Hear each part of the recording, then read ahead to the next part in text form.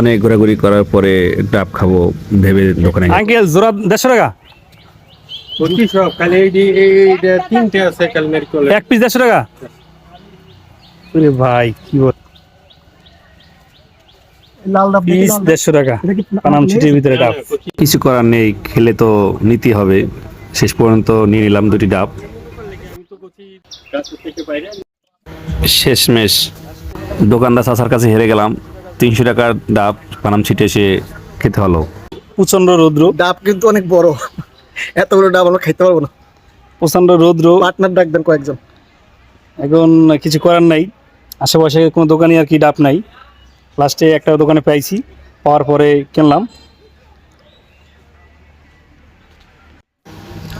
ডাব খেতে খেতে প্রাকৃতিক সৌন্দর্য উপভোগ করলাম। গাছের নিচে আম গাছে অনেক সময় এই গাছগুলায় অনেক আম ধরতো, এখন হয়তো অনেকটাই কম।